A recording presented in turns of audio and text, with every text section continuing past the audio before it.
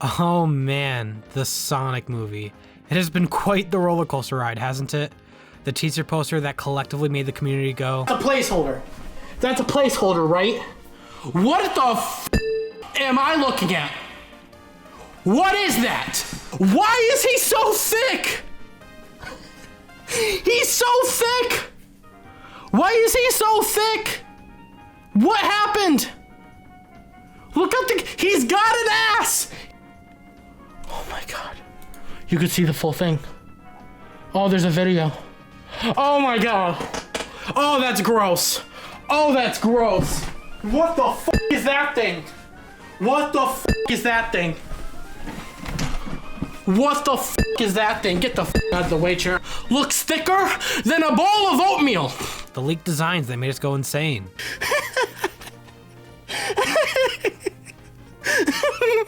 The fateful day when the original Sonic movie trailer dropped that made us all go, meow. The movie team announcing that they were going to redesign Sonic. Several leaked designs later, we ended up with a Sonic that is different, but still close to the source material. And for Sonic fans, we were finally able to feel excitement for this movie. I flew out to watch it with my friends, we had an absolute blast. Movie ended up doing really well at the box office. I flew home, then Civilization fell.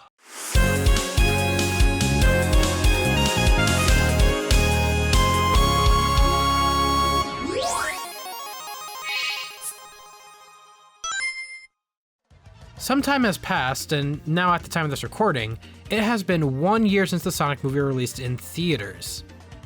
Wait, what? An entire year? Already? It is absolutely mind-boggling for me to wrap my head around that. It still feels like the movie just came out not too long ago.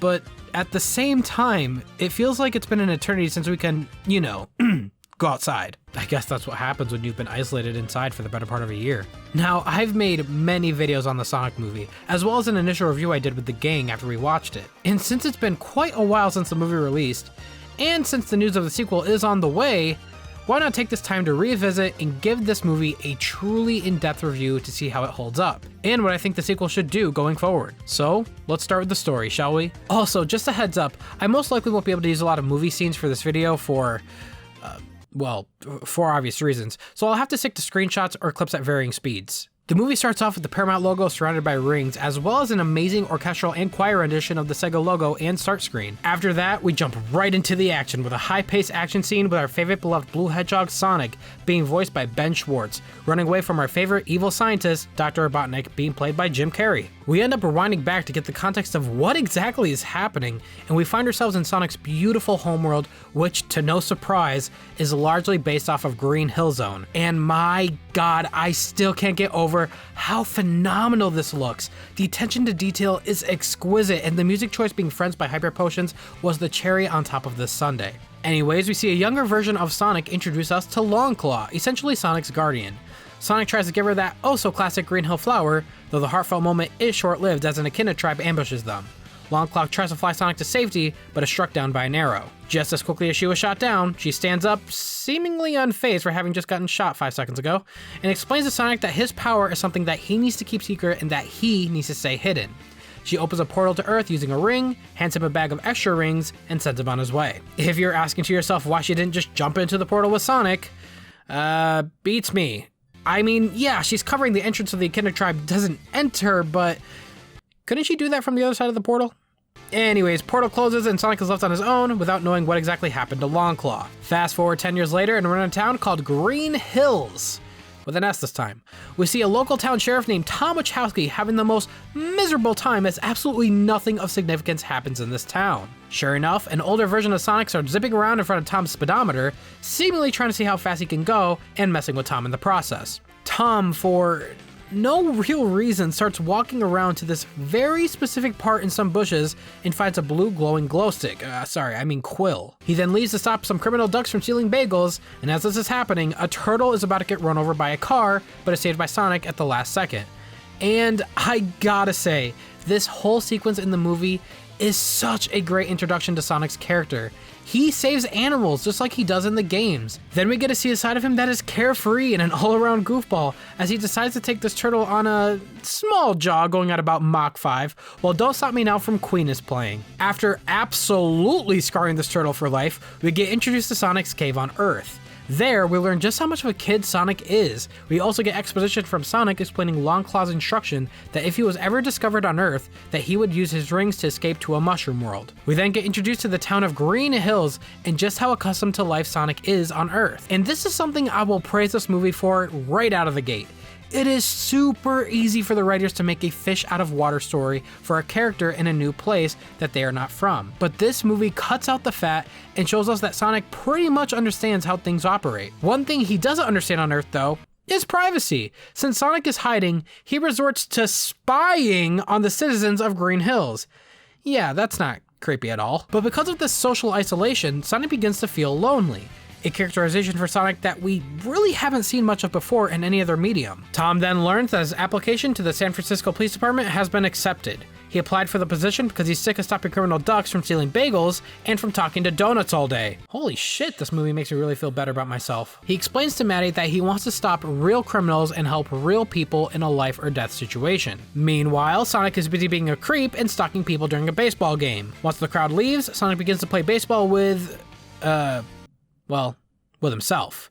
Reality soon sinks in with just how lonely he truly is, which makes him run in circles. My assumption is he's literally trying to run away from the one problem he can't run away from: loneliness. And I gotta say, as a person who's experienced Sonic in pretty much all forms of media, it is quite jarring to see Sonic have actual, I guess you would call it, character? Like, the whole loneliness thing was usually something that would be saved for Tails, because before Sonic came around, Tails would feel lonely. But since Tails isn't a character, well, yet, we see Sonic experiencing these emotions. It's quite interesting, honestly. Anyways, Sonic ends up killing everyone within a 50-mile radius.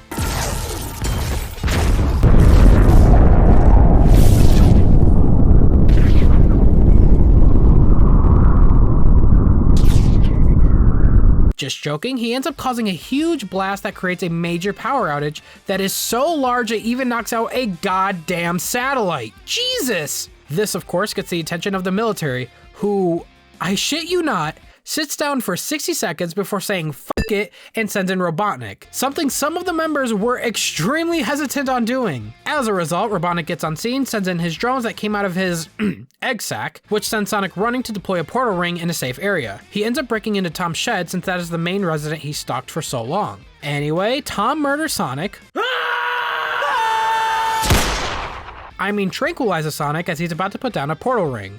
Since the portal works by thinking of an area before throwing the ring, Sonic accidentally opens up a portal to San Francisco because of Tom's t-shirt.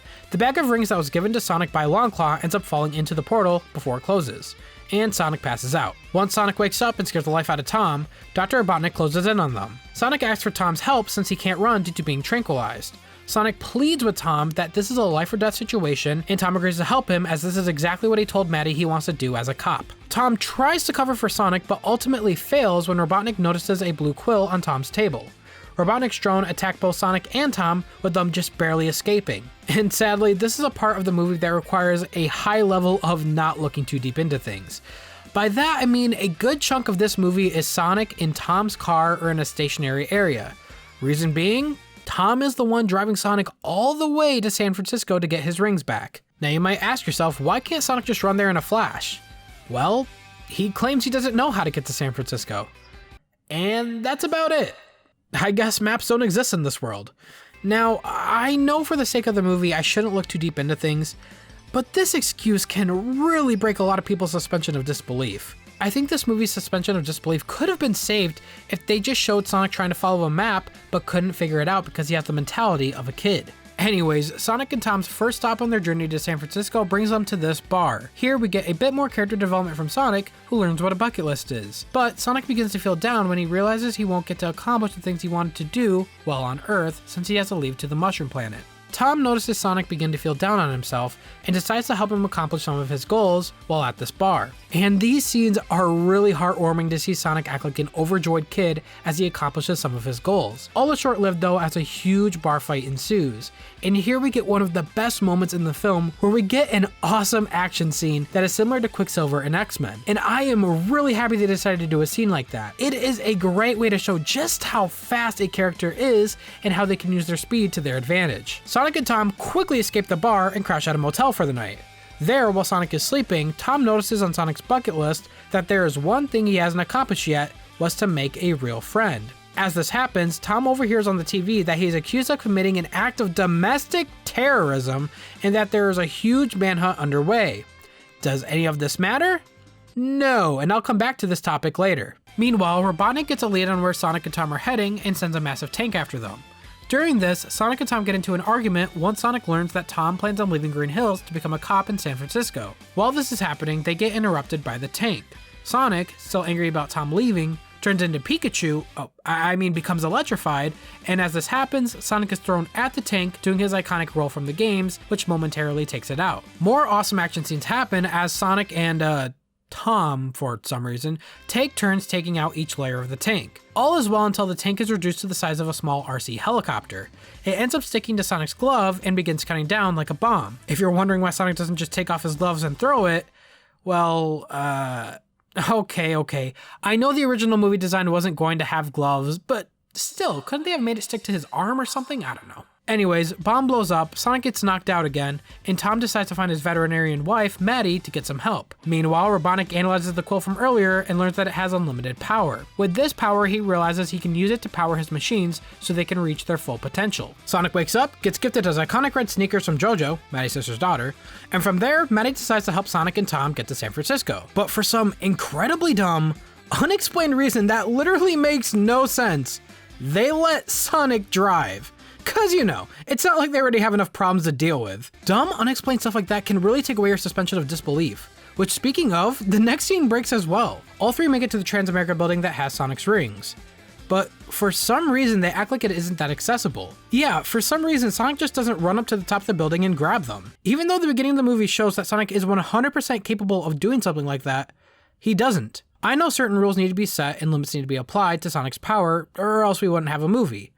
But don't write yourself into a corner. Anyways, they get to the top of the roof, and before Sonic can escape to the Mushroom Planet, Robotnik shows up with his new machine powered by Sonic's quill. Sonic at this moment insultingly calls Dr. Robotnik Eggman, because his flying drones look like eggs. I think that's really clever writing and a good way to write Eggman as a nickname for Robotnik. Sonic pushes Tom and Maddie to safety, and by that he literally eats them off the roof, and Eggman decides to fire a barrage of bullets and missiles at Sonic. We get one last Quicksilver scene as Sonic playfully avoids the attack, but not until Eggman pushes a button that uses the power of Sonic's quill to grant his machines the ability to go at supersonic speed. This catches Sonic off guard and he ends up taking a hit. Sonic saves Tom and Maddie by throwing a portal ring during their freefall, and Eggman begins his chase after Sonic going at high speed. Here we get to the action scene that the movie started out with the only difference now being that we actually know the context of what's happening. I also want to point out that during this chase through the city, Robotnik is shooting a laser that is causing major explosions. I refuse to believe that no one died from this. I mean, he literally blows up an entire bus that's on the road. You're telling me no one was inside that? Whatever, Sonic begins jumping through portal rings in hopes of trying to lose Robotnik. He ends up going through Paris, the Great Wall of China, as well as the pyramids in Egypt. All ends when Robotnik takes a shot that actually hits Sonic, which causes Sonic to pass out for like the 20th time this movie. Tom tries to stop Robotnik, but is unsuccessful. Robotnik scolds Tom for throwing his life away for an alien who didn't even belong on Earth in the first place. Tom tells Robotnik that Sonic is more human than he ever will, and explains to him that Sonic was his friend. Sonic overhears this and becomes Thor, the God of Thunder. Just kidding. He actually... You know what? I'll just stick to that description because I don't know why his power is like this. Robotnik and Sonic duke it out one last time in glorious fashion, with Sonic telling Robotnik that he's not leaving Earth and that it's actually Robotnik who is leaving. Tom creates a portal to the Mushroom Planet, which I'm highly curious on how he did that considering he only heard of the Mushroom Planet from Sonic, but never seen it. Anyways, Sonic delivers the coup de grace to Robotnik and sends him to the Mushroom Planet. Tom realizes he completed his goal of helping someone in a life or death situation and decides to stay in Green Hills.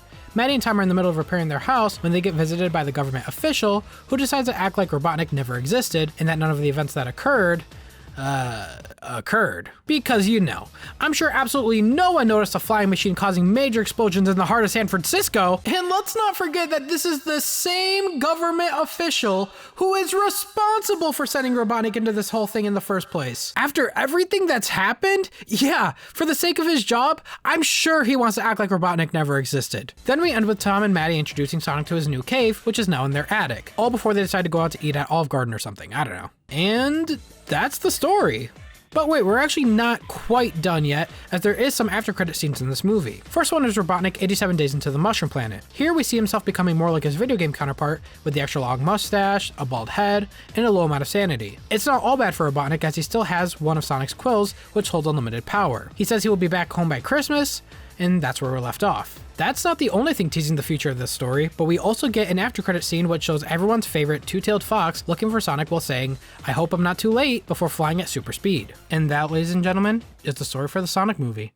After watching it again after having not watched it since I want to say early to mid 2020, I can definitely see a bit more of the flaws this time around. While the story itself isn't bad by any means, it really isn't anything too original. I'm almost certain we've all seen a family-friendly movie that has all the same tropes that this movie had. Don't get me wrong here, I'm incredibly grateful the movie came out the way it did. When the first initial teaser dropped for this movie back in 2019, this movie looked like it was going to be an absolute train wreck.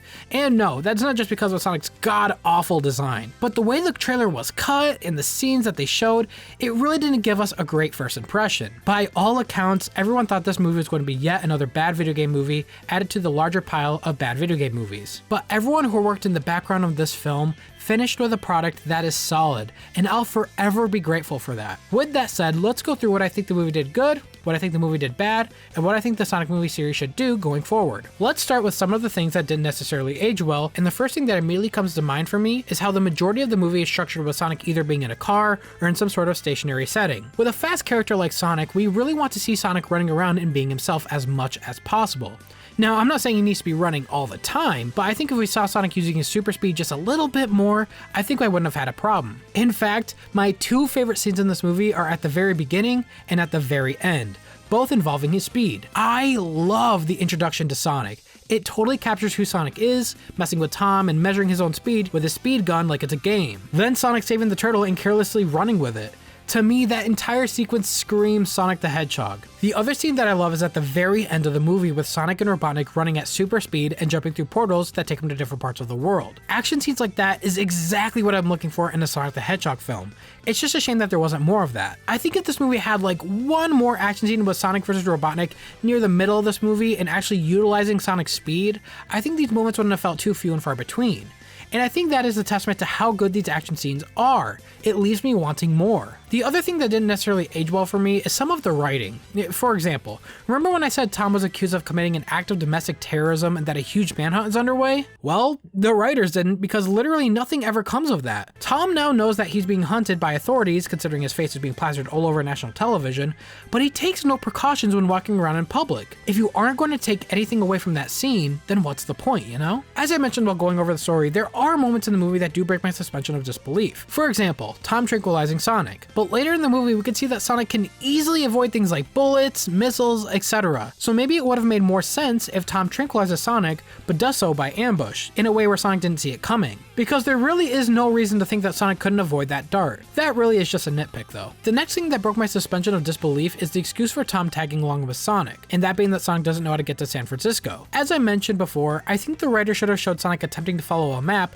but failing to do so. I think it would have made the excuse less jarring, but once again, this isn't the worst thing in the world, just a suggestion to how we could have made the premise seem more believable. And the last thing that comes to mind that breaks my immersion is the scene where they get to the Transamerica building. Sonic driving made absolutely no sense, like I mentioned. That is, unless you watch the extra deleted scenes where you realize Tom had Sonic drive the car because Maddie's sister was still being a jerk to Tom. So it was probably funny to see Sonic wreck her car as payback. The problem is, it's a deleted scene. So as a normal audience member, it really makes no sense to why they let Sonic drive the car. And as I mentioned while going through the story, the writers shouldn't have written themselves into a corner. The movie clearly shows that Sonic is capable of scaling buildings with his super speed. But suddenly due to plot, he can't. I understand that coming up with reasons for super powerful characters like Sonic to not be able to do something can be incredibly hard, but I think in these situations, it just requires the writers to think just a little bit deeper to come up with more believable reasons as to why he can't do something as simple as that. And that really is about it when it comes to major parts that I think didn't age well for me. The movie does have some small moments that can be annoying though. For example, the obnoxious product placements. The problem isn't that they're in the movie, the problem for me is how they went about putting them in the movie. In the Olive Garden. Because when you're there, Your family. Olive Garden. You tried their never-ending pasta bowl. It never ends. These scenes can drag on for a while, and they feel kind of tacked on. There is also something that I did find a little disappointing ever since the release in 2020. The lack of Sonic music from the games in this movie is honestly criminal. That's not to say the music in this movie is bad, but it certainly isn't memorable as, say, music from Crush 40 or music from the classic Genesis games. The music in the Sonic the Hedgehog series is a huge part of its legacy, and I hope going forward the team uses more music from the source material. In fact, if the teaser for Sonic 2 is anything to go off of, it sounds like they might do just that. But we'll have to see what happens. Now, let's talk about some things that I really enjoyed with this movie. First thing first, I love Sonic's character. Let's start with the design. The design of Sonic isn't one-to-one like his video game counterpart, but it is still sticking true to the source material while being its own thing, and I love that. Tyson Hess, you did an amazing job. Not only that, but Sonic's expressions are amazing. This is the most expressive Sonic we've had, and as a fan who hasn't seen Sonic well expressed in the games in a long time, it was really great to see here. And Ben Schwartz's performance as Sonic was fantastic. He did such a good job at making his own interpretation of Sonic, and it is one that I think fits really well for the character. I also want to commend this movie for not making Sonic's character like a fish out of water story. Whenever a studio takes a character out of their home world and puts them on Earth, it is almost always a story of the character trying to understand how life on Earth works and how to grow accustomed to it. That was a huge fear many fans had, including myself, when we heard that it was a movie about Sonic being an alien on Earth. Thankfully, the writers decided not to go that route. There are still some things Sonic didn't quite understand though, like the bucket list, but stuff like that is really heartwarming and not cliched. I also think the dynamic between Sonic and Tom really work well. In many other movies with this structure, the human characters would feel like a drag, but I didn't feel that with this movie. Other than the lame excuse as to why Tom needed to be the one to take Sonic to San Francisco, the human characters didn't take away my enjoyment of the film. Speaking of human characters, Jim Carrey's performance as Dr. Robotnik was fantastic. Robotnik was always seen as an egotistical mad genius, and I think Jim nailed it. He even nailed describing who Robotnik was in interviews. Every scene that had him on screen was an absolute joy to watch. This really does feel like the good old classic 90s Jim Carrey that we all grew up on. Now, I talked a good amount regarding specific stuff I did and didn't like, but for the sake of time, I'm going to let you guys know my generalized thoughts as a whole before sharing what I think they should do going forward. As a movie itself, I think it is really good. It is a super fun, family-friendly film that has a good amount of lighthearted humor and a little bit of action.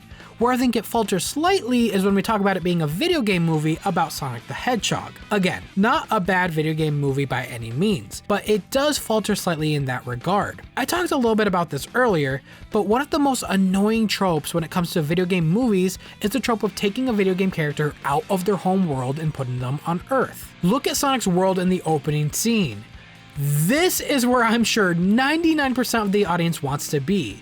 We want to see Sonic doing Sonic things in the world we've never seen in any way before. By taking a character out of their world and putting them in a setting that we as an audience already know, it can take away some of that sense of wonder while watching. I think there is a reason some of my favorite scenes in this movie are the ones that stick closer to the source material. Sonic running fast, taking out robots, going through loops, saving animals, using his speed to take out his enemies. This isn't something that just favors the fans. This is a part of the majority that people like, which is why I think they need to focus on those aspects more as they go forward. I can't help but feel like this movie is kind of a glorified prologue to a more interesting and intriguing story. This movie did what it had to do. It introduced the general audience to key characters like Sonic and Robotnik. They showed their character development and how they ended up where they are now and why they have the motivations they have. This movie sets up why Robotnik would make it his life's mission to destroy Sonic. This movie also gives us a taste of the Doctor in his fully unhinged state that's similar to his video game counterpart. They also teased Robotnik using badniks, the machines used in the games. This movie sets up why Sonic would go out of his way to defend people in need. It sets the foundation regarding Sonic's powers and what he's capable of. This movie leads the way for the development team to tell a story that is closer to the games without anyone questioning why these characters are acting the way they are or wondering why they have the motivations they have. Essentially, it brought the general audience members who never played a Sonic game before or know the lore up to speed as to why these characters are the way they are. While the backstory on some things are different from the games, they do a good enough job at making the story its own thing while also leading the way to tell a Sonic story that may seem familiar to longtime fans. The seeds were planted.